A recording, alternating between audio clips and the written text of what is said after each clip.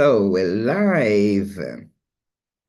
Hello, I'm Marta Lourenço, and I'm the director of the National Museum of Natural History and Science at the University of Lisbon.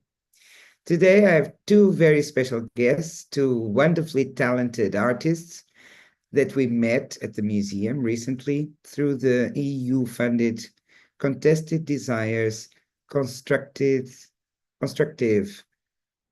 Dialogues project. This project is a 3-year arts and heritage project offering a unique international opportunity for artists to examine the legacy of European colonialism in museums and heritage sites. In practice, what happens is that the artists from all over the world, in total there are 22 artists, after an open call, go to a European museum or heritage site, engage with the museum staff, engage with the public, engage with the colonial heritage or collections, engage with the communities of origin, and produce something, a work of art. It can be a workshop, an exhibition, a seminar, where they present their artistic perspective, their reflection, in short, their work. Under the Contested Desires Constructive Dialogues project, our museum just had, during the month of February, 2 remarkable artistic residencies, and I'm here to talk with the 2 artists that stayed with us. So we love them totally. There were 2 fantastic residencies, and let me introduce you to Maya Louhichi y Rocío Guerrero Marín. Rocío Guerrero Marín is a multidisciplinary artist from Santiago, Chile.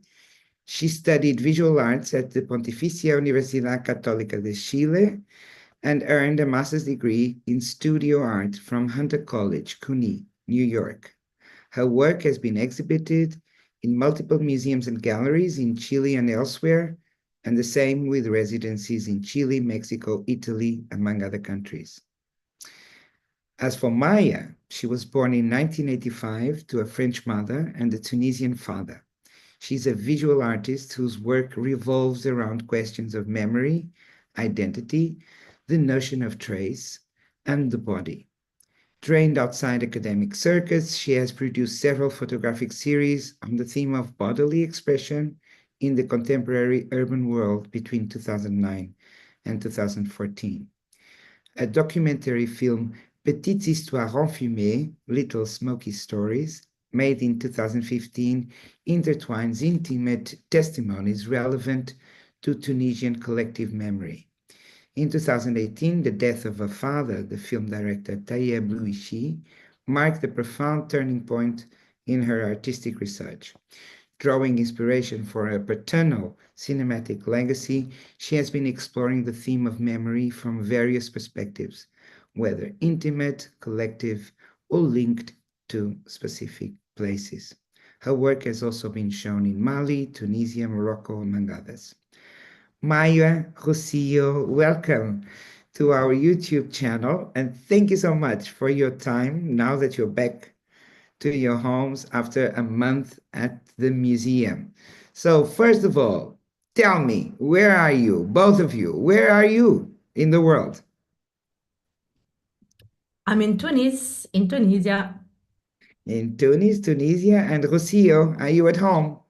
Yes, I'm in Santiago in Chile in summer. Santiago in Chile. So you were back, I don't know, 2-3 days ago. You probably still have jet lag. Well, not so much Maya, but Rocío definitely has jet lag. But I wanted to ask you, when you close your eyes and think of Lisbon, what do you think about? What are the memories, the recent memories you have of this city? Maya, perhaps first? Okay, so first I would say the amazing people that I met. Second, maybe I should have said it first, the museum. I love the museum. I love the team also. And third one, you will probably laugh, but massage.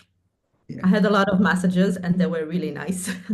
Yeah. But I love Lisbon. I mean, it's an amazing city and the atmosphere is super relaxed. So yeah. That's great memories. And what about you, Rocío? Do you still remember Lisbon? Do you remember us? In my heart. So if I close my eyes, I would say the green of the gardens. I spent a lot of time there, so a lot of green in my memory. The humidity of the city in general. Mhm. Santiago is very dry, so I guess I also miss that. Uh-huh. And I agree with Maya, the people, amazing group of people we work with. So that it's something that also it's in my heart. Wonderful. And okay, so before we start discussing what you did and how you did it and difficulties you had, and so that you can share with people who are watching us now and seeing us now, so that they can have a feeling of, your impressions and your artistic experience before that. How did you start? How did you get interested in this exchange program, in this artistic residencies program of the Contested Desires project? Why was it relevant for you at this stage in your life? Perhaps Rocio now first? Um, when I saw the open call of the CDCD project, what first interested to me was the focus they had and they were provided related to art and social practice under the umbrella of talking about colonialism. Yeah, Uh, yeah. so for me as an artist, I've been trying to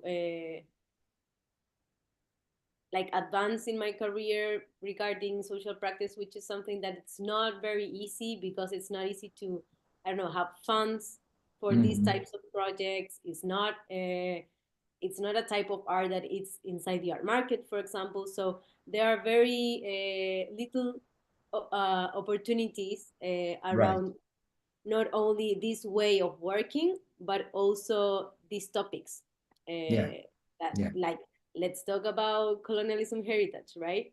exactly.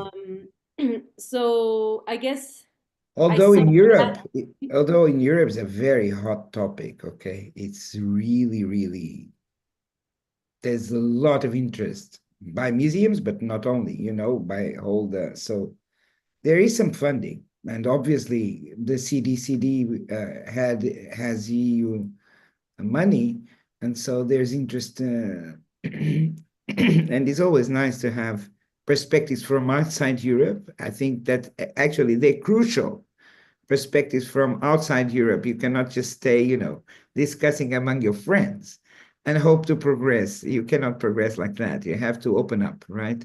And so that's one of the reasons why it's important to have you. But yeah, I understand that it's not marketable, so I cannot see how you can make, both of you can make a living. Well, Maya certainly has some things that she did a book, she did a film, so maybe it's more approachable from a collector's point of view, but it's difficult, social art, right? The presence of activists. Do you define yourself as an activist artist? Ooh, difficult question. Yes, it's a difficult question to define yourself like that, but I guess when you're an artist and you are working very committed with social justice, Mhm. environmental justice, you are an activist as well. Like, I Yeah, don't, yeah. you can Even separate if you don't need labels, really, it's just your art speaks for itself, right? As we Yes, will I see. like to see like I work from art, not Exactly. not from activism, which can also be a way, Yeah, but I yeah. work from art, and I From think art. yeah, Hmm. that's like my position. What about you, Maya? What interested you in the CDCD project? And do you consider yourself aligned also with some dimension of social justice in the products that you deliver as an artist?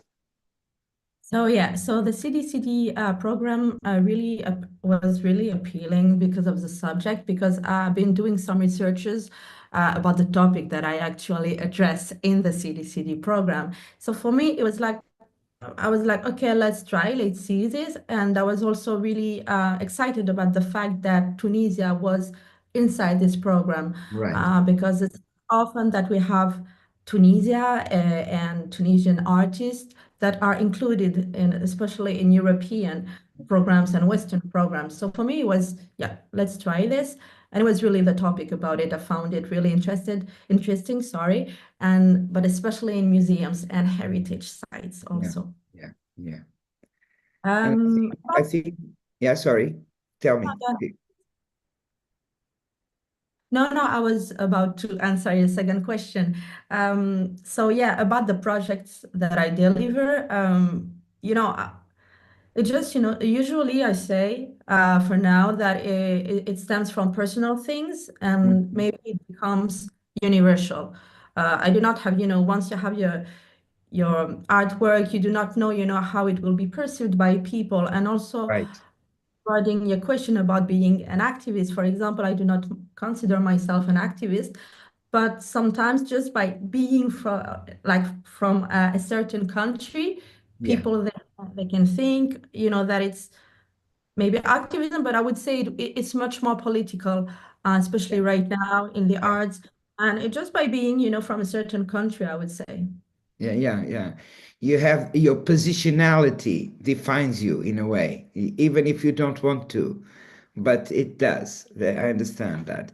But we will understand more about your process during the, let's focus now in Lisbon at the museum, what you did, how you were inspired, how you did materialize your ideas. Perhaps we can start. You didn't have any. I mean, I don't know this. It's really a question. I have no idea the answer. But did you have from the CDCD project, did you have any lines, apart from colonial collections and, problematizing colonial issues in European museums?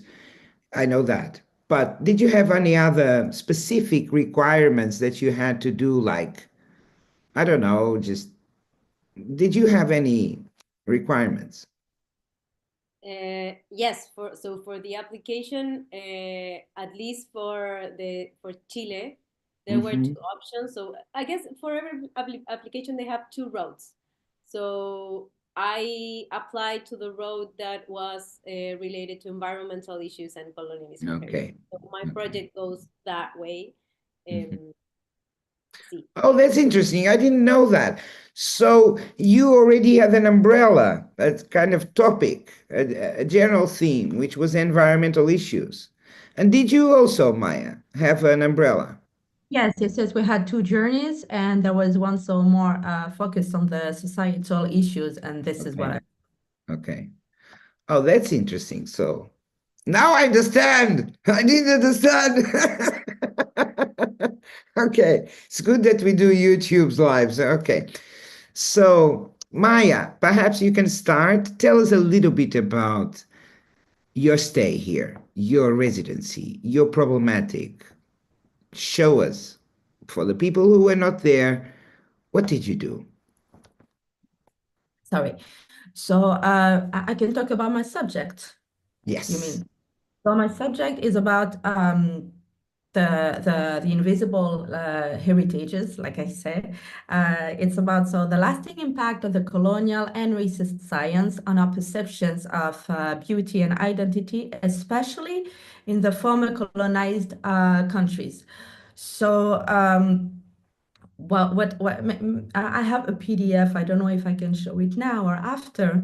Um, Sorry, I don't hear Sorry, I you. was muted. I muted myself without wanting because I never mute myself. Uh, please go ahead with the PowerPoint and you can So explain better as you show the images. I think so. That's much better. Your PDF. Let's have it. I'm gonna share it. Okay, is it displayed? No, we don't see it. Oh, okay. So just one moment. Okay. Yeah, Is it displayed? it's coming. It's coming. Okay. Right. Perfect. So I will start with this image, for example. So this image is the image of the exhibition, because actually I did like more photographic installation, which is integrated in a great exhibition that I recommend to everyone who's in Lisbon to go to. It's called o Impulso Fotografico. Sorry, I don't remember the rest. But it is about, it is about the decolonization with a lot of archives, where their images are, how do we call it? Like the anthropometric measure, no, not measures, but I don't know how to say it again, but Perhaps I can just add for the people who don't know, who have not visited. This is an exhibition that opened in late 2022, and it was the first exhibition at the museum to problematize issues of, colonial perspectives, colonial dimensions. It results from a research project, and it addresses two major topics. One is cartography, so measuring the territory, dominating the landscape and the territories, measuring maps and so on, and also measuring people. So anthropological, physical anthropological, and also, all the anthropometric measurements of the other, right? In order to demonstrate that mostly that the other was inferior. So, but that would take us a long time. But anyway, so Maya was impressed by that exhibition, and she makes her intervention inside the exhibition, which is something very, very interesting. So she has another layer to the exhibition. Now you can go on. yes. So this one, for example, this is an image of an archive of the collection of the museum, the MUHNAC. And yeah, so it was one of my material that I collected. So what I did for in the museums, we had a lot of visits, a lot of people to meet regarding our subject. And so what I did, I wrote a text explaining more, the subject that I address, which is during the colonization. So you had all these Eurocentric standards. So they were like the normality. And the thing is, and it was not so long ago, actually, when you see different countries, different former colonized countries, it is not so long ago that those countries, became independent. And the thing was to explore, how those standards, the measurements of the bodies, still have an impact nowadays.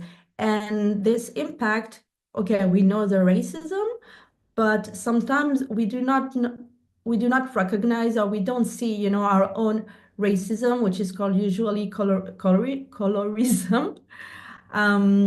Which is, for example, so what I show right now is also the process that I had, in order to make this installation, because it was just like 1 month residency, so you can show only like a research.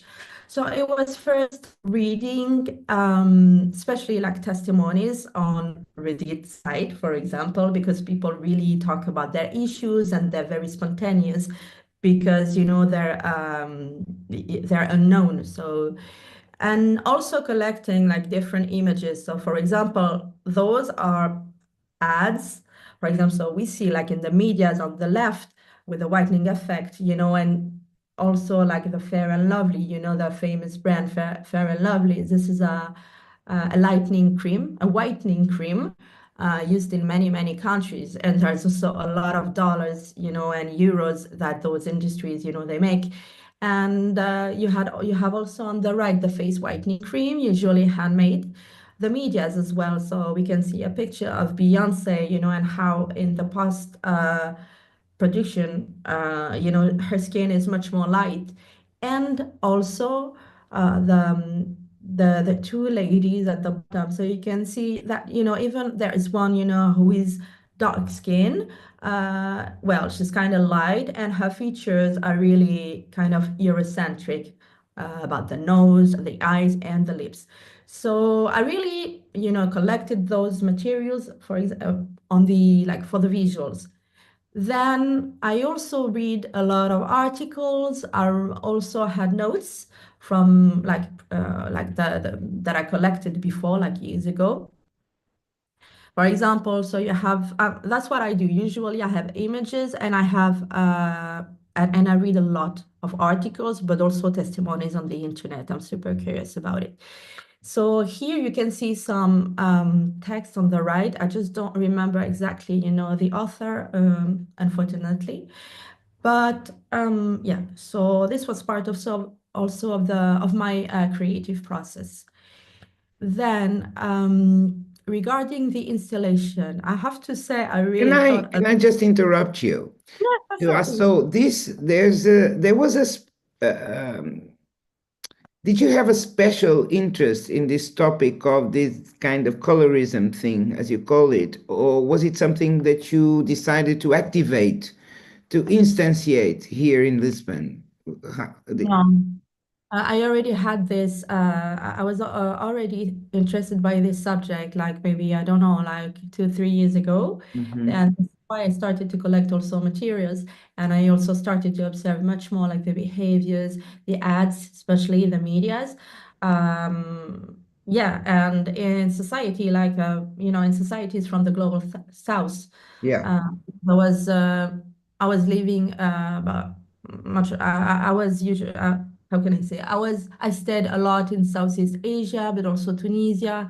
yeah. Um, so yes, so this is an observation, but this is also things that I heard in the streets. Or also, you just have to observe, I would say, the media.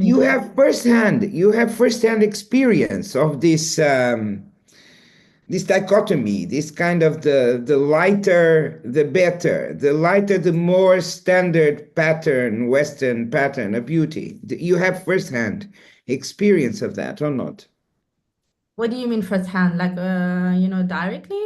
Yeah, like anyone told you, or what, did you have any firsthand or friends that you had or colleagues? Did you hear this kind of expression of Western canons of beauty being more relevant, more prominent? Yes, I heard it, but from both sides, I would say. So, like, tan skin can be bad or look ugly. Yeah, yeah, And otherwise, oh no, but you look more like this, or maybe your hair is straight. Uh, right, so it really depends the person, and I would say it also depends the country. right. But yeah, I experienced it, but I would say really few, but yet. Yeah, So I was really curious about this, and also, because I was also I lived in France as well, so yeah, I'm half, and I can always like compare or see the differences and the similarities. So that's in France, it is something else. Like tan skin is super valorized, nice. But for example, in Tunisia, it can be more tricky sometimes. At least if you have like a much more darker skin that I have, for example. okay, okay. So, And for women, you focus on women mostly. well, actually, because the thing is that it's much more focused on women and the beauty of women. We know also, usually women and beauty. We talk about the women and beauty, not so much about men and beauty. I mean, Exactly. from what I've seen. But yeah, and it is much more targeted to women because also you see like many more brands targeting the Yeah, women skins. Of course, you have also for men, but it's different, I would say. different. It's less marketed, right? Less money involved and so on. Yeah, but we don't know for the future. We will see. Yeah, yeah, we don't. Okay, go on. Explain what are these drawings? Fantastic. Tell us. Sorry. So the idea, it was for the installation. I didn't have like a really precise idea. So I had a wall that was available, and I really thank the curators, for letting me, install my, my print. So I wanted to do like a big print first, and I didn't know exactly how to show like the past and the present.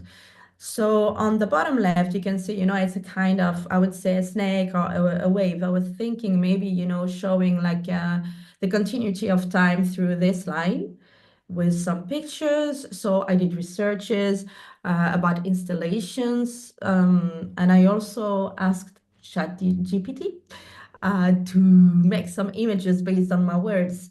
We will see it after.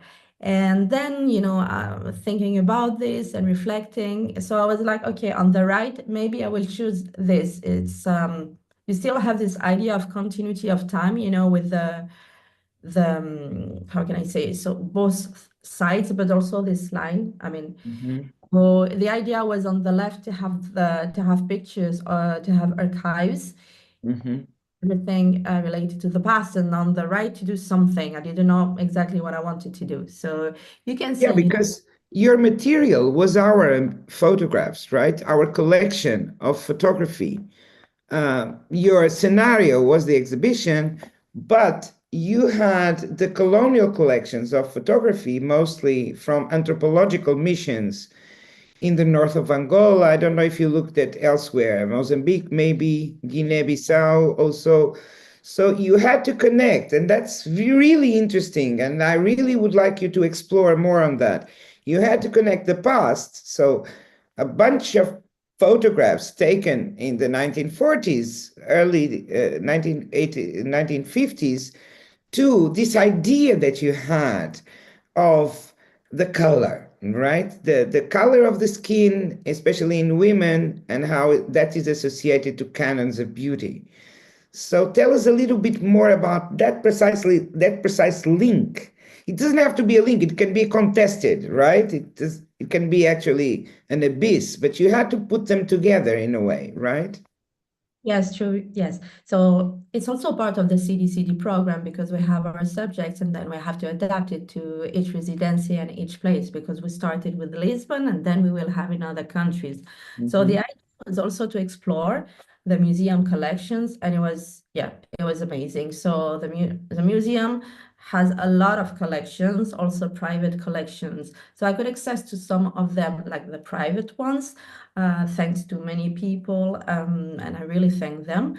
So yes, I looked at the archives, whether images or I still don't know how to say it, but the measurements ones as well, from the missions that took place in Angola, in Mozambique, Guinea-Bissau, but also, what happened also in Lisbon in I think it was in 1940, like the human. 1940, the exhibition of the world, Yes. the kind of national exhibition under Salazar to proclaim the glories of, and also the unity of the Portuguese Empire, from continental Portugal all the way to Asia. We were all, together and happy, and it was like the last, well, not the last, because it took until 1974 for the empire to fall, so to speak, but it was an attempt of propaganda, really, about that. So you also looked into that, because we also have some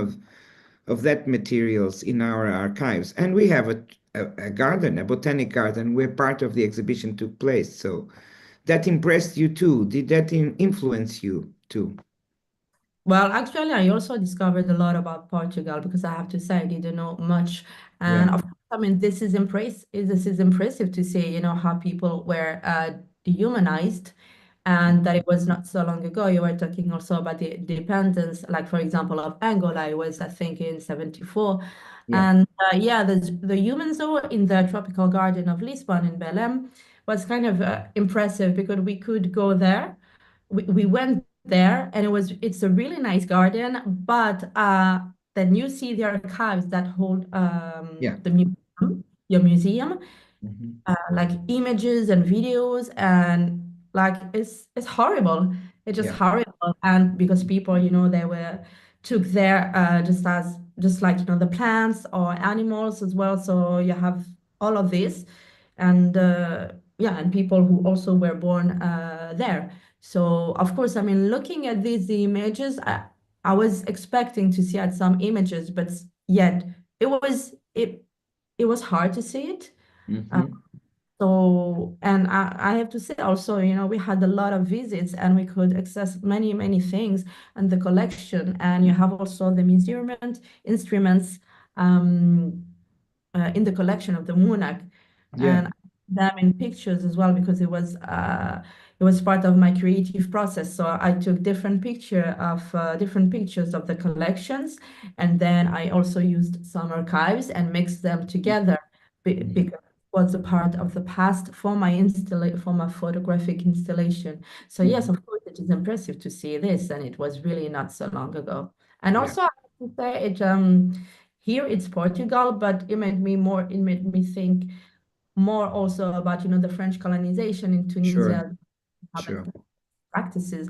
And yeah, I mean, this is a very long research, artistic research, but I really hope that I can dig deeper also.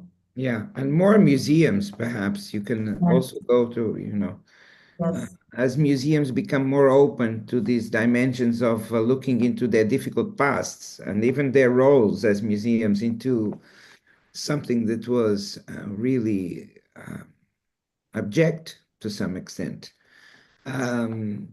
It's important to open up to artists, and you and other artists will have a voice, right? A voice to question what the museum was in the past and what it's doing in the present. So I think that's also something that it was very important for us, but I will leave it to the end. So let's move on. Yes. So, okay. So I said that I also used ChatGPT. So what I did is that I wrote, you know, many sentences about, you know, the ideas that I had. So it generated some images. And really, you know, you see images, you think also some words here. It's written colonial science, colonial anthropology. It was also related to the visits that we had in the museum. And also you can see an image from the exhibition of the O Impulso Fotografico at the bottom. So this is a classification and the categorization of the people, you know, the heads. You can see the same, you know, in the exhibition with the mouth, the lips, I would say, the eyes and the head texture, and of course the skin color. You can have also you have also a skin color scale. So yes, this is part of the creative process. So this is like the final, not really the final composition, but to show you an example of what it became. So you have photo archives, you have measurement instruments that I took in picture. Have also objects from the collection. For example, this is a color. Yeah, okay. Explain us, guide us a little bit through those objects that impressed you. I assume that they impressed you. Sure. So I'm gonna start from the left. Top, the So top. this one. Yeah. So they are measurement instruments and belonging, you know, they belong to the collection of the museum. Those ones were really impressive. So I just took them, you know, like in picture, but very simple. And then what I did after it was like, you know, like kind of a negative effect. So those ones are the left one is to measure the skulls. So we are still in this categorization and classification of people. It reminds me, you know, just when you do the same with plants and animals. So that's what they did with human beings. Oh, okay. On the top right. So it's Negatives, right? actually it's photo archives, but then I decided to put them in negatives because I Right. wanted also to respect The just private. Yeah.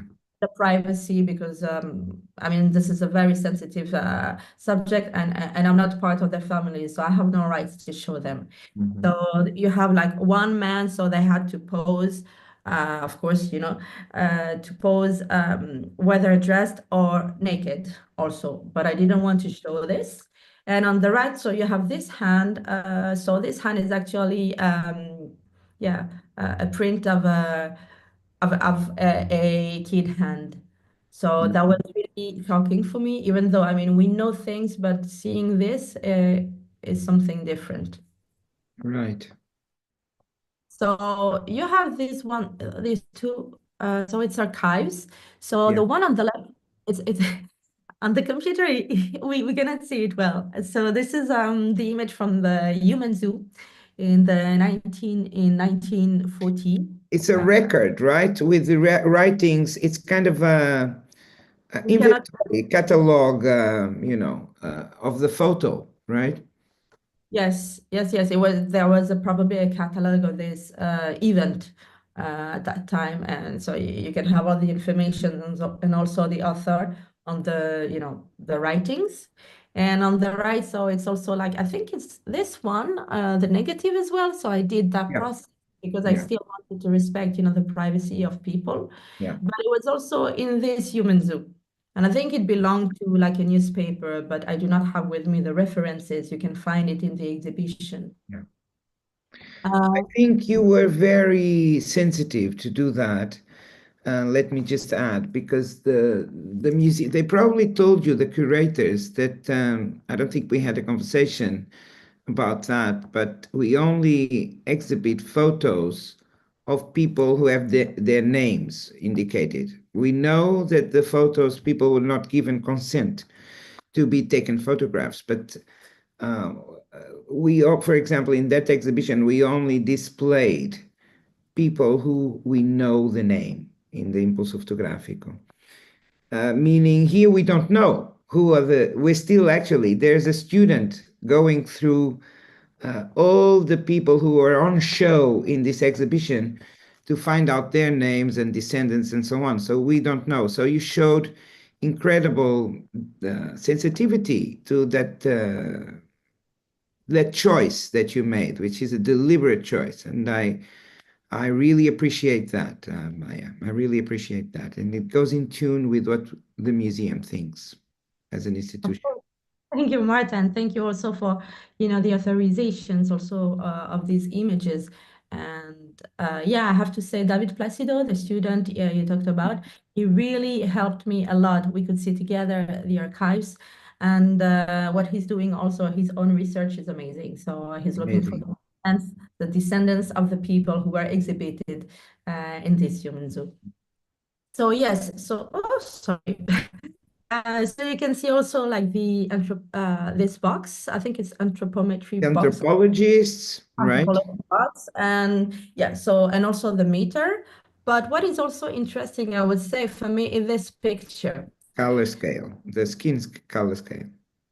No, the two men here? Oh, okay. Mm-hmm. See them well, unfortunately, on the computer. But these two, so they studied, the bodies of these people, and you can see that they pose fiercely and with some instruments. And these instruments, I showed you some measurement instruments at the beginning, so they're part of the same box. Also, you can see them in the collection of the museum. Right. So I was like, they studied people, so right now it's our time to study them as well. Exactly. And yeah, this picture is really also interesting for me. And yes, the skin color scale. So here we can see some numbers, and you will also, see that, the first one is a white one. This is kind of interesting also, with numbers, and so you can see different shade colors. Yeah. Yeah. Here also is a representation of an African man, I would say, because I don't know from which country, that is still inside. So I don't know exactly the name. I don't know if it's the Inside the garden. It's inside the garden. It's one of the buildings of the garden, inside the garden, which was part of that big exhibition. Mm-hmm. Yes. 1940 propaganda exhibition. Mm-hmm. Here it's the same. This is a photo archive from the human zoo at that time. So yes, so this is a composition of those instruments, archives that I discovered in the museum. And on the right, I wanted to put I wanted to write a text or a sentence. So this is the one that I wrote down. So you can see it's about the racial classifications and the physical measurements imposed by the colonizers and how it affects not only the perceptions and the behaviors towards certain ethnic groups, but also the way the colonized perceive their own identity and history. Yeah, until today, until today. Yes, no, it's today. I really talk about today and the idea for more the past to understand, right now and to deconstruct as well. And I was wondering if I should let it like this or not, but there were some sentences that I gathered on the internet and that are really representative of these colonized minds. Okay, So here, let's see it. Let's see it. yes, you have the installation. So I wrote it down, with how you can say hand. Perhaps you can read some of them, so that people get the idea of what was your deliberate choice of sentences. Yes, so those sentences I want to add are said between families, between friends of same color. So it's brown and black people. Usually you hear it. So for example, light eyes are prettier than dark ones. He has such light skin, he could almost pass for European. Fairness is beauty. Blonde fascination, good hair cell. Too black. She would look better if her lips were thinner. We have more. You're so pretty for a dark girl. If you have a girl, hopefully she'll be pale. Life will be easier that way. Your nose is too wide. Why don't you bleach? Why don't you bleach your skin? It make you more attractive. You're lucky. You look more European. So these are real sentences, and they're not even the worst ones. Marta. Maybe we have a connection issue. No, we're fine. We're fine. I was just checking here the light. So, and where was that? Okay, you have a good photo that shows people how it was integrated in the exhibition. That was the second photo. Can you? Yeah. So.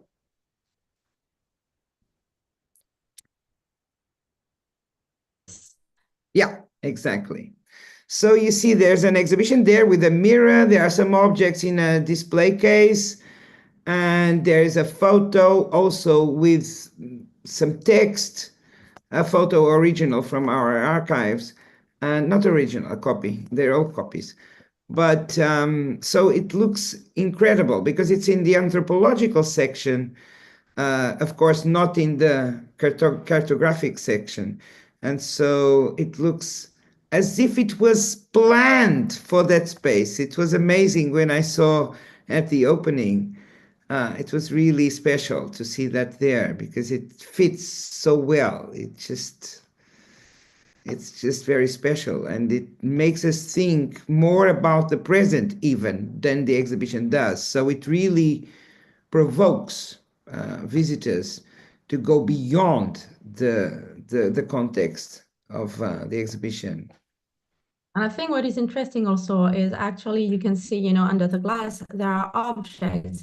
And for example, you can see there the skin color scale, that I took in the collection, but also, classification, for example, of hair textures, and also things that do belong to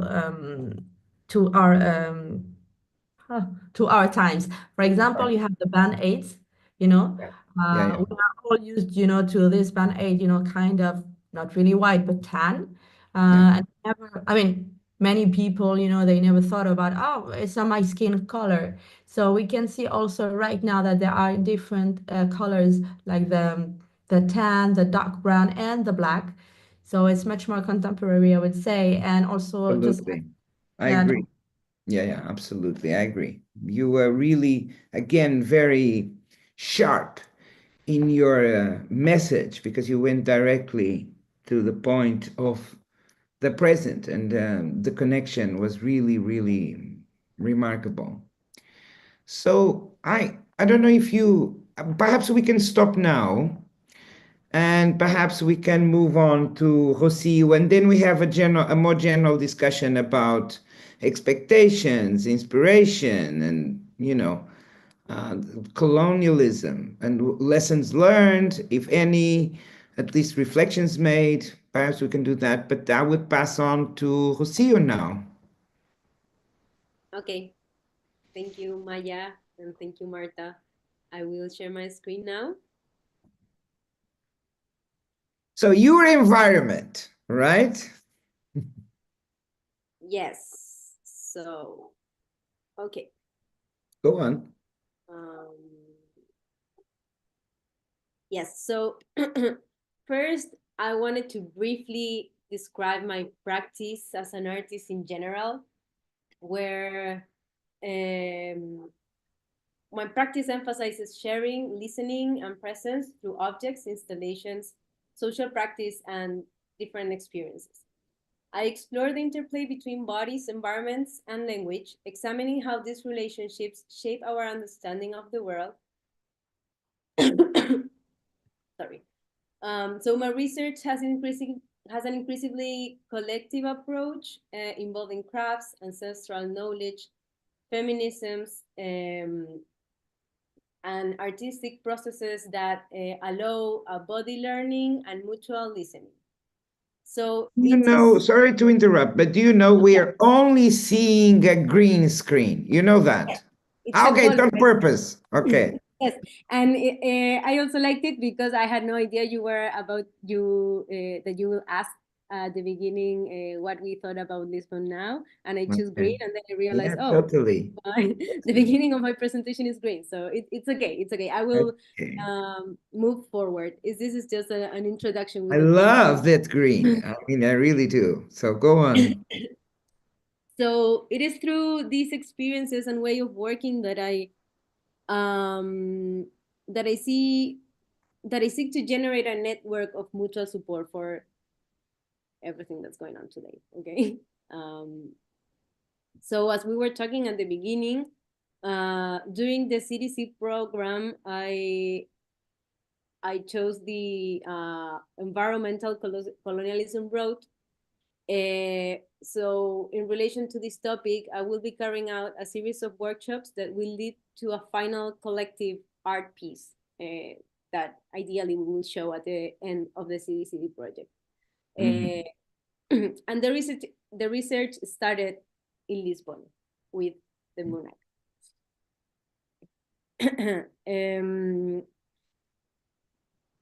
So at the MUHNAC, I started a research. We cannot read anything. It's fine. This is just an image. It's just, yeah, okay. No worries. Because I've seen it, and I love this map. I really do.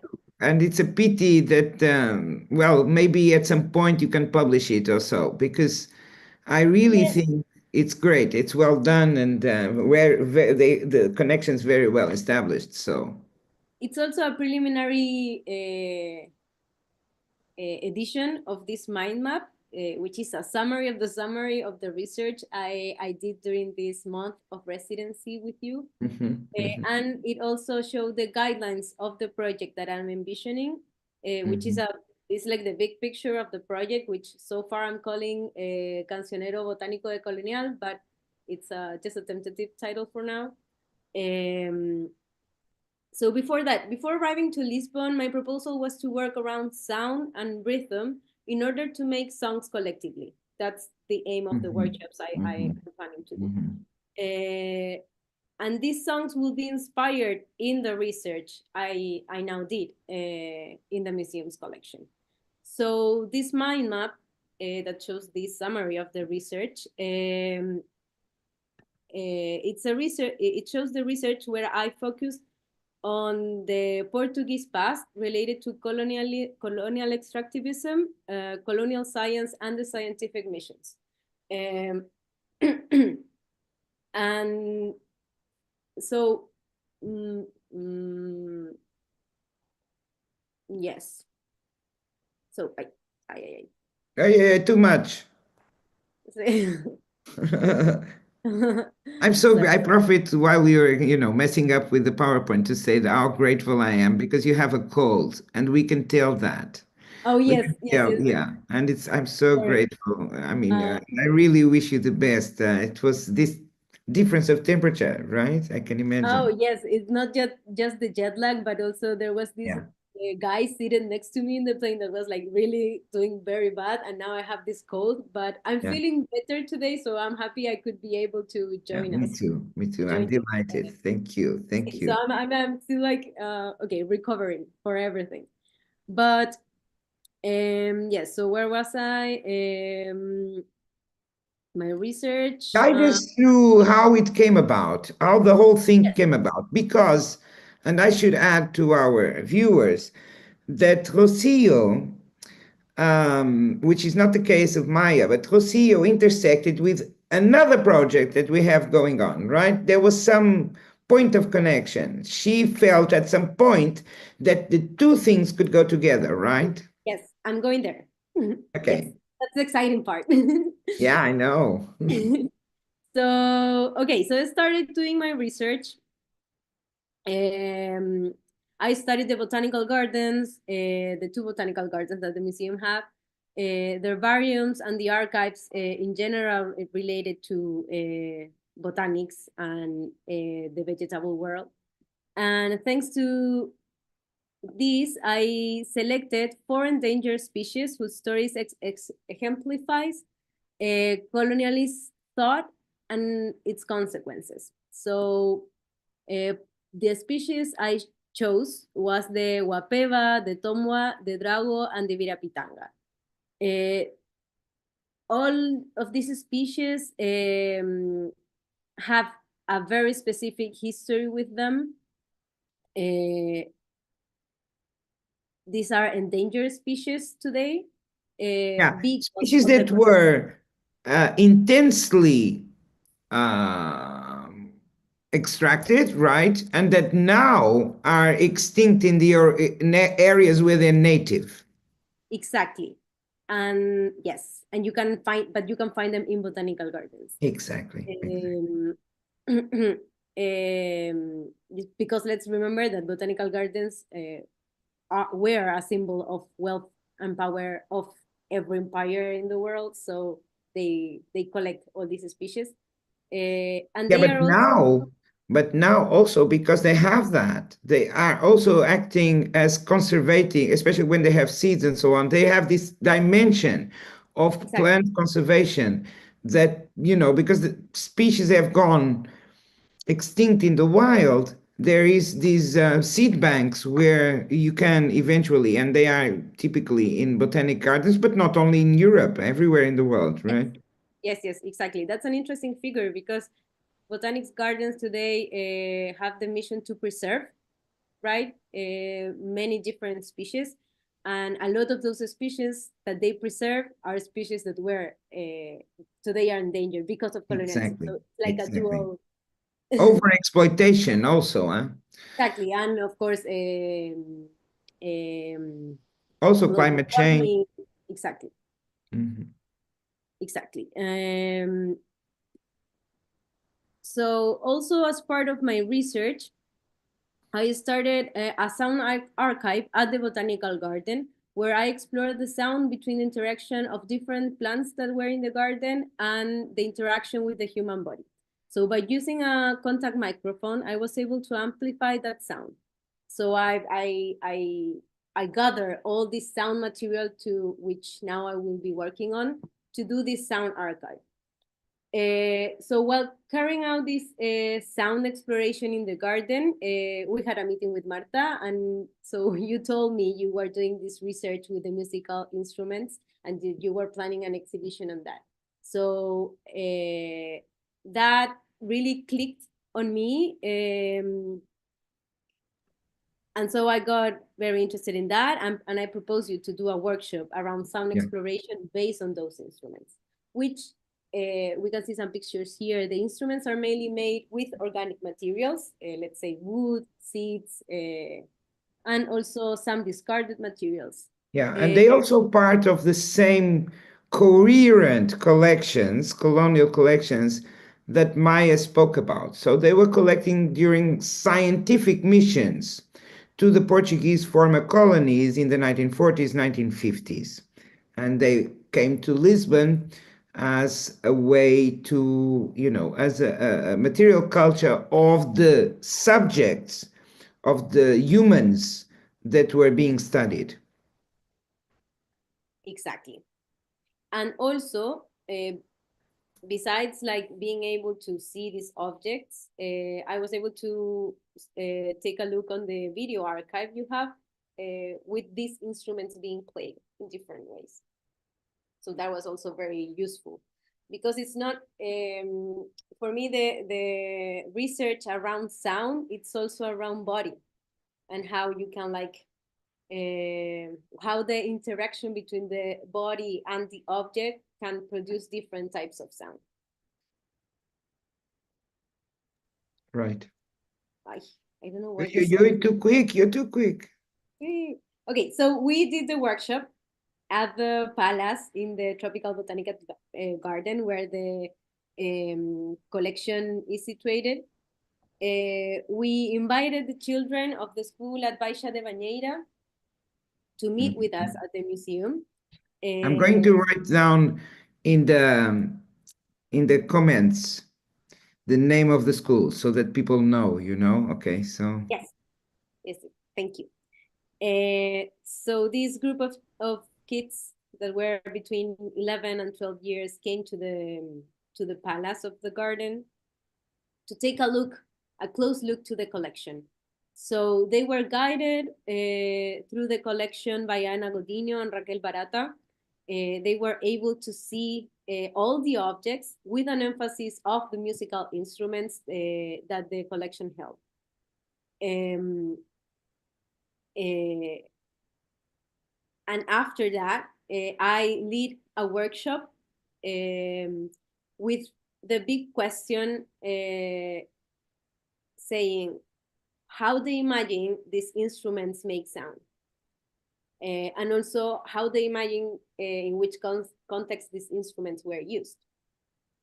So I gathered different organic materials from the botanical garden and also recycled materials. I was like gathering recycled materials at home with Maya since the beginning of the residency.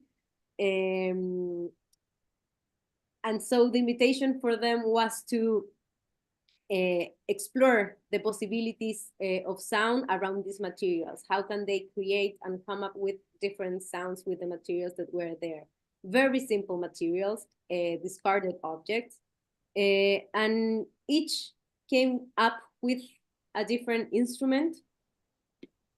I have some pictures here. Okay, now first they went to the collection, right? And they selected their own favorite, so to speak, yes, instrument, right? Yes. So while they were visiting the collection, they selected an instrument, and it was very lovely to see how like the enthusiasm they were showing, and they were asking Anna like, "Oh, do you have anything from Angola?" They were looking for their own heritage during the visit, and that was really, it was very powerful and moving.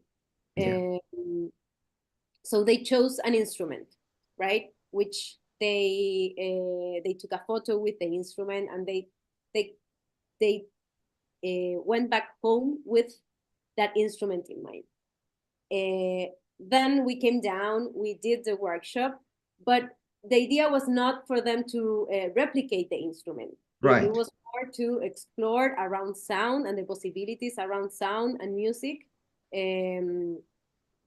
And materials, so the idea was not to replicate the form, it was to more explore sound, come up with maybe new forms or ways of making sound. Right. So here there are some pictures of some examples that they did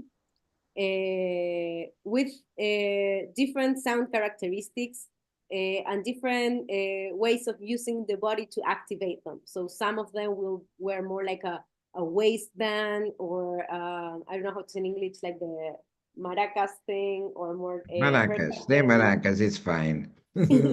percussion. Yeah.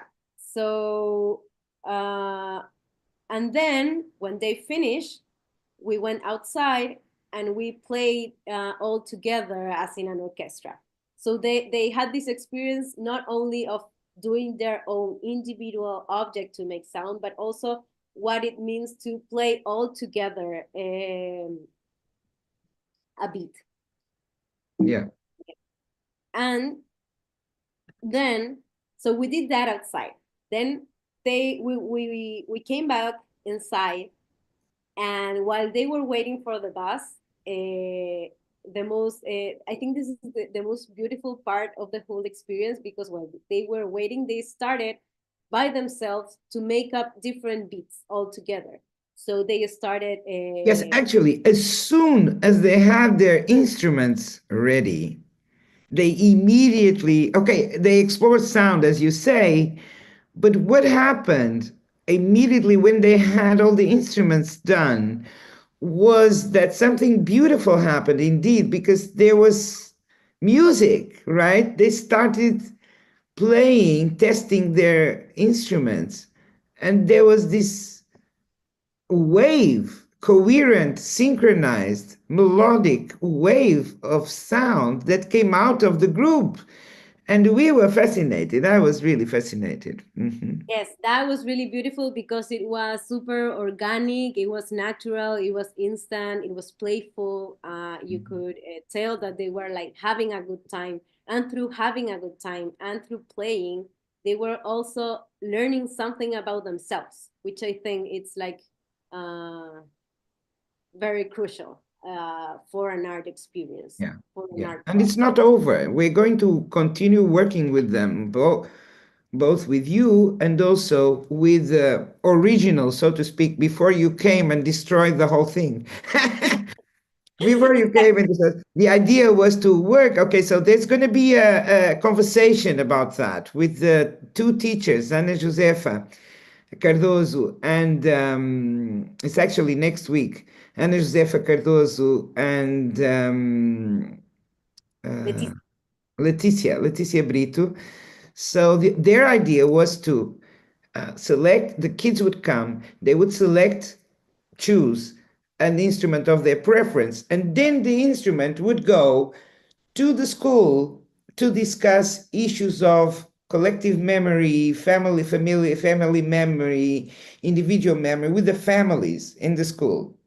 And so that was the idea. You just short circuit and added a different layer, which is amazing. And it's really the complexity of how we're going to now, everyone was delighted, but we have to give space in the museum for these things to happen, right? And so it probably is going to happen an exhibition, right? Are you going to talk about it or later maybe? Yes, so as you were saying, so the museum has this project since before, right? So I came and like this synchronicity happened. Disruption. You created disruption, which is always good for an artist. Yes, Artists disrupt. Exactly. Artists disrupt. And I'm really happy that that happened. I think it's really good to add this layer to what you were already thinking, because it makes it more complex, and it makes it let things permeate through different layers of understanding, of discussion. So also I hope that now I'm in Chile, but I hope to keep on working from here. We could find a way to, I would love, for example, to do a second workshop with this group of kids, even I'm here, maybe we can implement that. Because I have this big project that has stages. So one of them can also be implemented with this group, and I think that would be very enriching. But by the very end, there's the exhibition you're planning around the musical instrument collection, where this can also permeate. And then there's also the CDCD project that where the museum research and experience can also permeate on that. And I think that contaminación cruzada. Right, absolutely. I think that's the idea of the whole project at the very end. Okay, let's hear the kids. Let's hear the kids. Yes.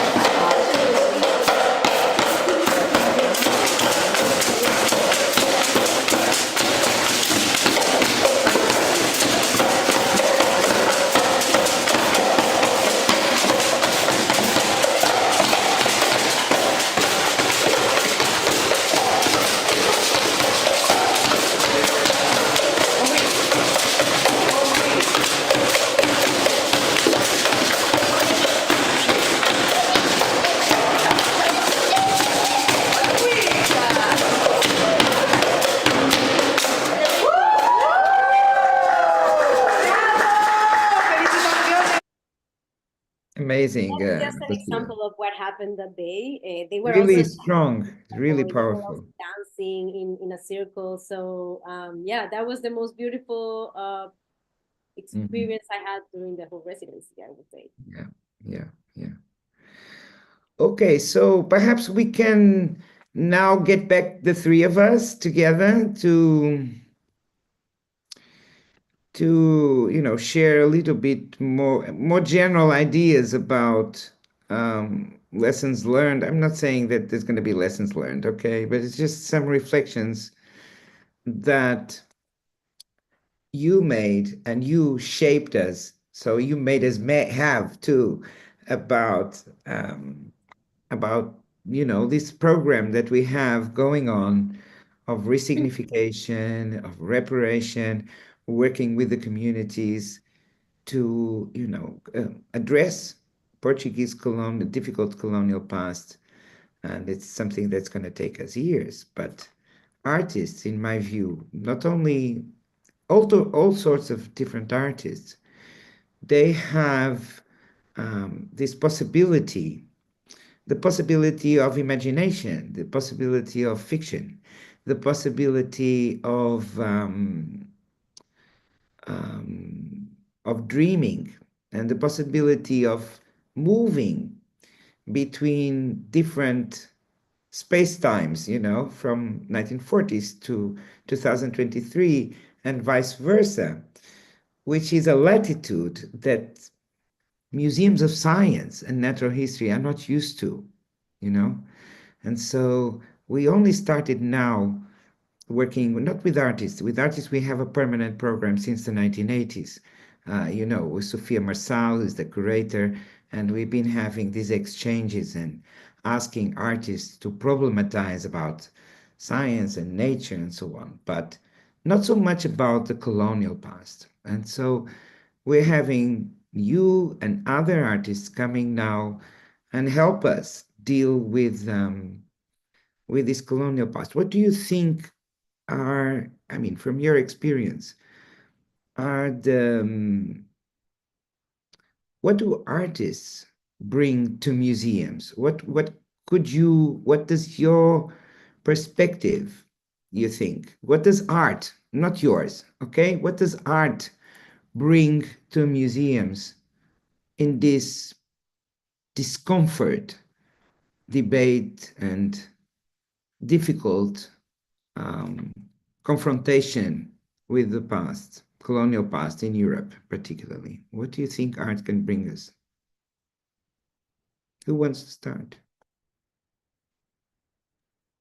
Okay, it's just a reflection.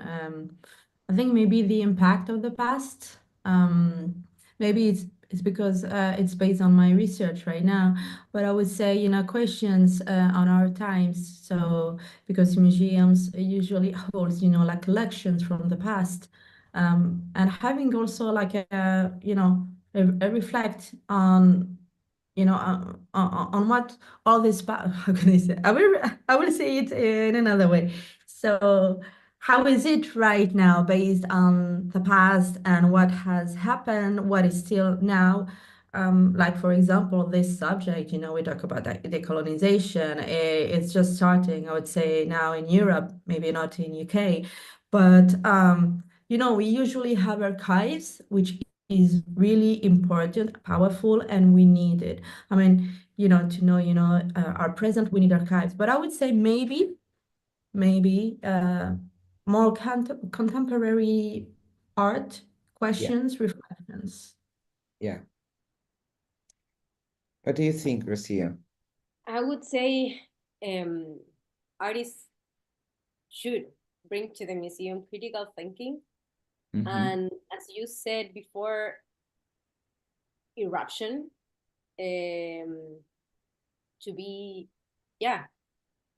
just to do that. And so we can bring to institutions, and through institutions to society, a lens on how to see the present, right, and how to see the past in a critical way.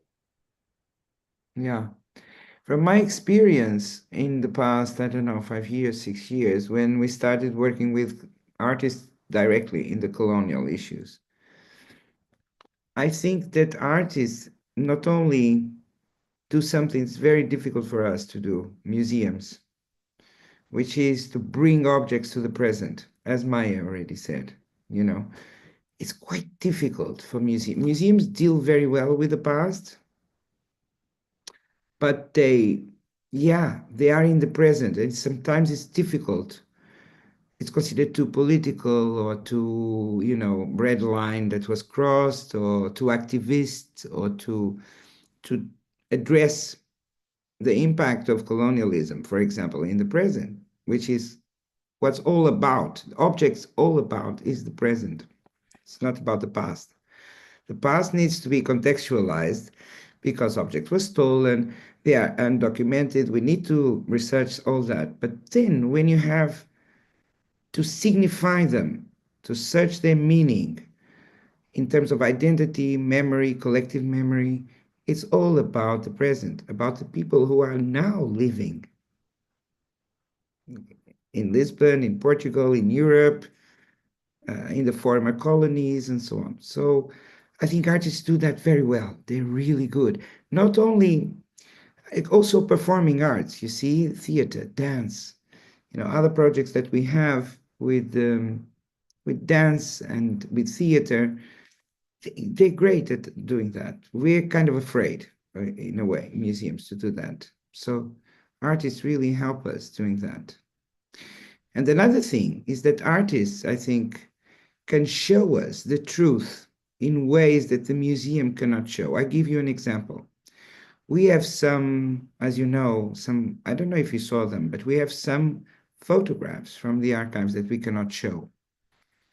Out of respect for the dignity of not even negatives, we cannot show them. We cannot show them, period.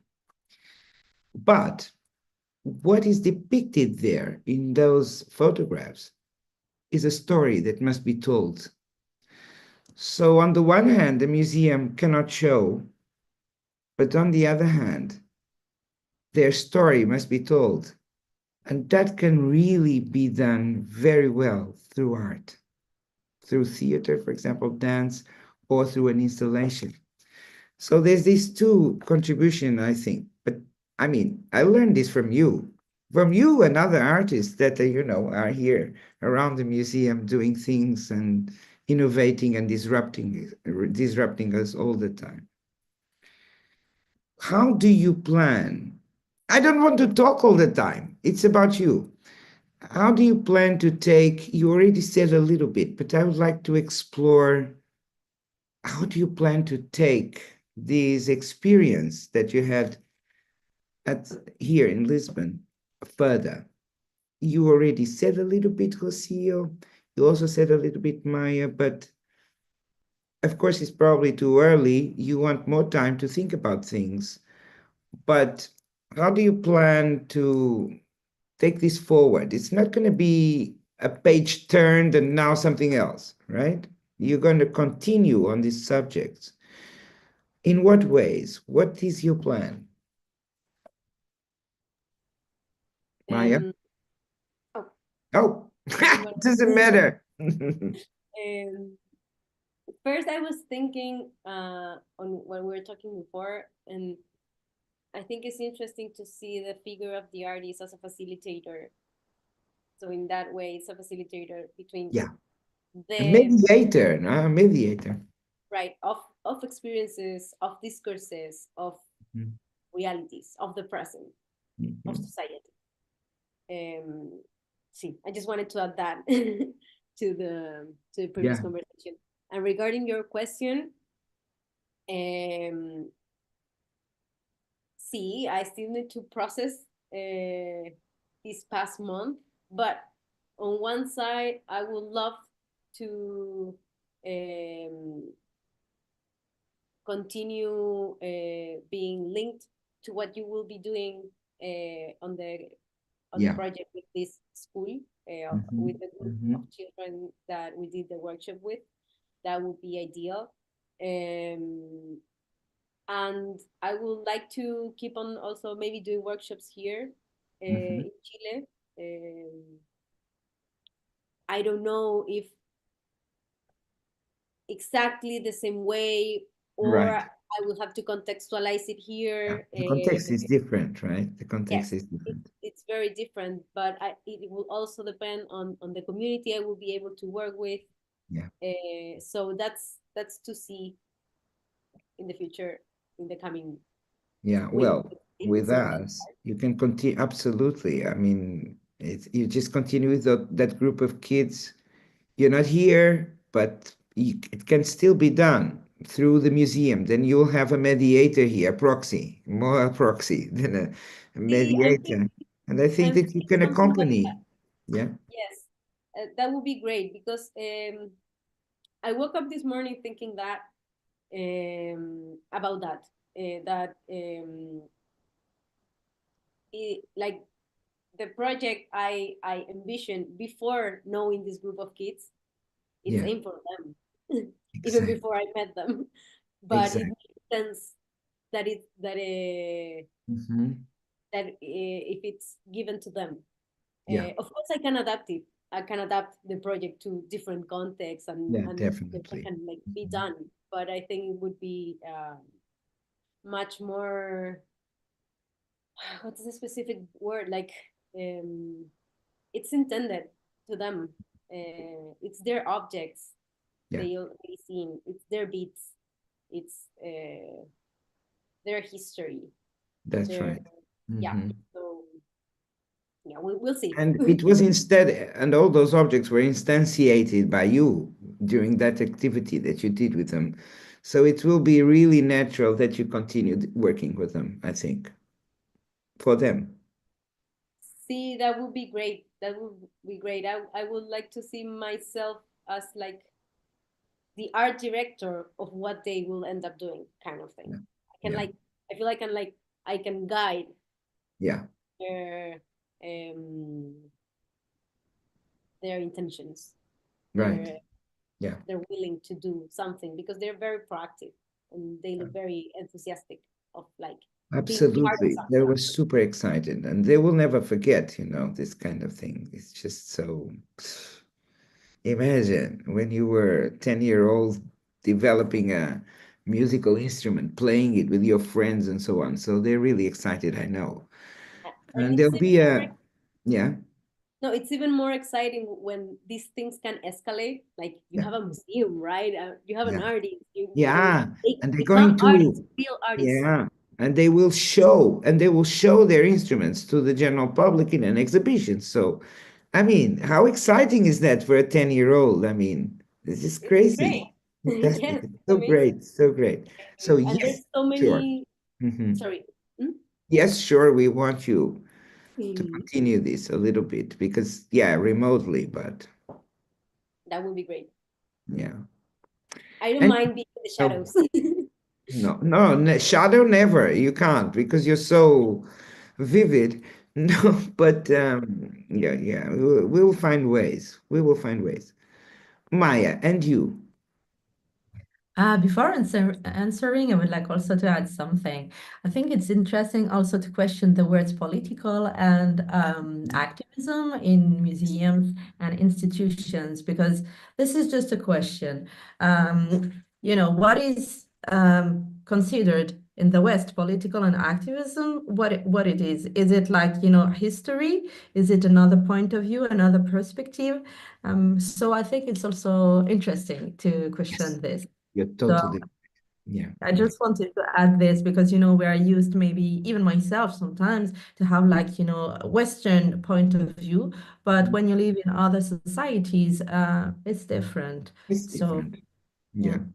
And actually, the idea of the museum is a Western construction, right? So even if you find the museum in countries that have, global south or whatever that means, but let's say Angola, Mozambique, for the concrete example of former Portuguese Empire, sure, some museums were created by the Portuguese during the colonial period, but the idea of the museum continues, and in a way, it perpetuates power structures within the societies even after they obtain political decolonization.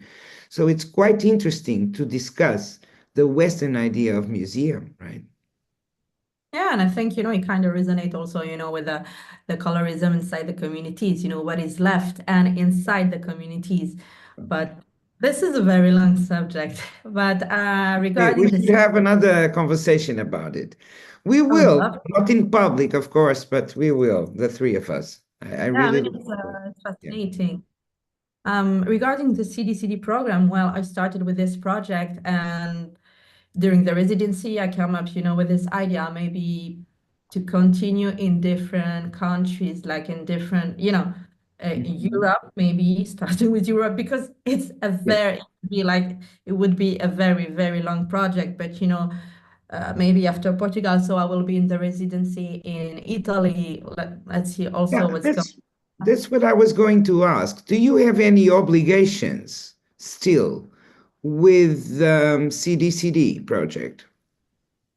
Obligations, in other words, Any do you have obligation? obligations like you have to make still a present, you still have to make a presentation, or you still have to go somewhere? Is there still some commitment with the CDCD, or just no, it's over, it's no more? No, it will be over in 2026. Yeah, So in total, we have like 3 residencies. right. Um, So and where then are you for going now? I didn't ask you. Where are you going? going to be in Torino. You're going to Torino. Yeah, the Egipcio, the Museo Egipcio. Yes, Wow. yes, yes. So That's going to be even more complex, right? So it's a beautiful museum. I love it.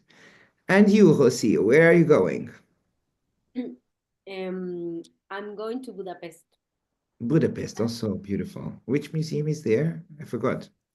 It's not a museum, it's Pro Progressione. Oh, yeah. Oh, yeah. And Yeah, I because think, there are 17 partners, so yeah. So, yes, it's a 2-week residency. And I think we have to end up doing an exhibition. So it's just 2 weeks to prepare the exhibition, which right. we should be showing the process of what we start doing now. Okay. Also, should have some continuity in Budapest and in Torino, right? It should continue, or is it a different topic? I think it's open. On my side, it's a continuity, because I have enough material now to, Mhm. Yeah, you know, you can develop. Yeah, exactly. Exactly. Now I did the research. Now I have to develop, and also like if we keep on working together with the kids, like things are gonna happen, and so yeah, material is gonna come, and the aim is like I'll be working on that material, yeah. and Great. showing the process in this Budapest residency, and then by the end of the whole CDCD project, it's in 2026 September, Mhm. in Cyprus, There's going to where be a general, I know, a kind of everyone together, right? yes, and in I think in May, Maya Mhm. and the whole cohort of artists that were doing the residency now in February will be showing an online reflection on our residencies. How interesting. Please, please remind me so that I Of can, course, you'll be noticed. yeah, please, WhatsApp me. Yes, You sir. know, don't email me, WhatsApp me. Okay. And you, Maya, Yes, about in the terms of developing the same, you know, the same ideas you started here, the same research, in which direction have you thought about? How are you going to take it in the next? yes. Mhm. Yes, so as I said, so an idea came up during the residency in Lisbon. It's to maybe do this again, this kind of researches and the impact on the former colonized countries. So I will have probably, an idea in Torino, but it will be a bit short. But it's like seed, and I would like also to explore, France and Tunisia. The Yeah, you mentioned that. That's really relevant. Yeah. like being half it's like you see the both sides, Mm. and but also other for example, I think also about UK and India, for example. I mean, I would really like to dig deeper in those in this subject, and with different cultures, but it would be very long. But Yeah. it's yeah. But it's a And lifetime. You can spend more than, yes, I mean, yes, and look yes, for other funding and yes, eventually sure. other That's my projects. plan. Yeah. Yeah. But there was also, I forgot to mention, in the end of the residency, one of the curator of the O Impulso Fotografico exhibition, I had the pleasure, to meet her, and she invited me to open a Teresa dialogue. Flores. You met Teresa with- Flores. Okay, by the way, let me thank. There will be a conversation with them, about that exhibition, which is so magical because it keeps alive. It's really a live exhibition because it inspires all sorts of things. But it's Teresa Flores, Soraya Vasconcelos, and Catarina Matilde. So the three curators, then there's 17 co-curators from communities of origin, artists, activists, historians of art, and so on. But they are the three, main organizers. And Teresa Flores invited you. Go on. Yes, at the Universidad Lusófona. I don't know how to say it Lusófona. in Portuguese. Universidad Lusófona. Mhm. That was, I mean, for me, it was also an amazing experience because I wanted from the beginning, to have a conversation with people, and Mhm. especially, people, not white people only. Yeah. And so at the university, so the idea was just to have, a kind of lecture and to talk about this work, but also the exhibition, because the students will be, they will have also the opportunity to see the exhibition with Teresa Flores Mendes. And so it was very, very interesting, enriching, and I'm super grateful to Teresa because, they talked, especially girls, Mhm. and also because there was maybe this language barrier, so not everybody could Yeah, understand or that's true. answer. They could understand, but not maybe talk. And really, it was like, talking with them, hearing them, listening to them. That was, I mean, for me, that was the, how can I say, the most rewarding. Yes. This is what Totally is really, understand. Yeah. I love. Rewarding. You get, really comfort and you relate to what they're telling you, right?